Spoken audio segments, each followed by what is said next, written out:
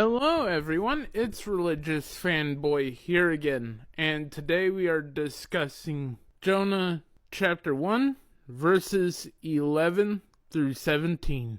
The sea was getting rougher and rougher, so they asked him, "What should we do to you to make the sea calm down for us?"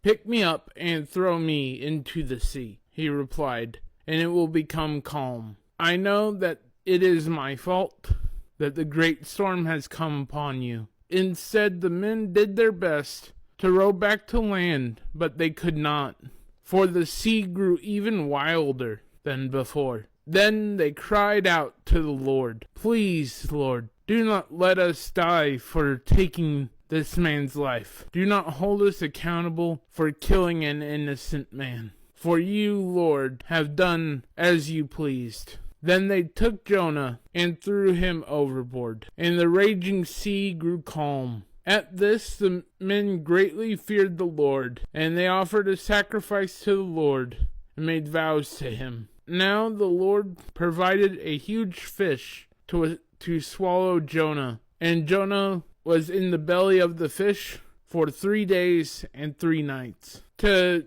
briefly summarize what has happened in the story so far, Jonah is a prophet. This book is part of the section of the Bible referred to as minor prophets. And Jonah was given the task of sending a message on God's behalf to the people of Nineveh. But because of Jonah's own hatred and dislike towards the people of Nineveh, he attempted to take a boat to sail to Tarshish in order to try to run from God and disobey what God had asked him to do. And because of this, God used his control over the chaotic nature of the oceans and water in order to prevent them from successfully sailing to Tarshish. And we see in this chapter the beginning of a pattern in this book where people that Jonah interact with coming to know God despite Jonah's actions. We see that in this passage with the crewmen and other people on the boat turning to God after the seas had calmed. I'm going to move down to our talking points. Our first talking point is that God will sometimes call us to do something scary. We see this primarily in this text in regards to the decision of the crewmen and what God was wanting them to do versus what they wanted to do. We see up until they were unsuccessful in their efforts to paddle back to land, they were willing to try anything in order to avoid what they had thought would be killing an innocent man. And we see this fear expressed through the words they say when they cry out to God in this text. And then our second talking point is that God will sometimes close doors in order to throw wrenches in our plans and to encourage us to do what God is calling us to do. We see this primarily in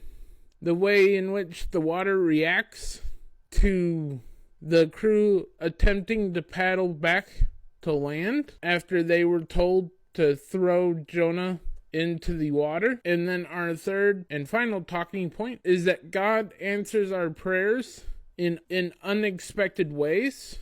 We see this primarily in the way in which Jonah is protected from drowning, and that is through God sending a giant fish to swallow Jonah. We will see this further expanded upon next episode when we talk about the prayer that Jonah prays while in the belly of the fish.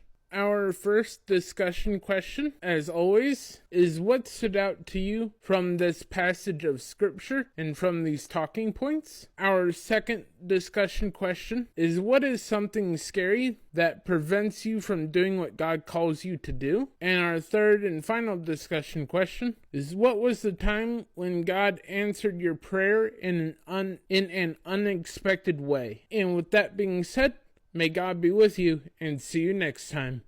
Bye.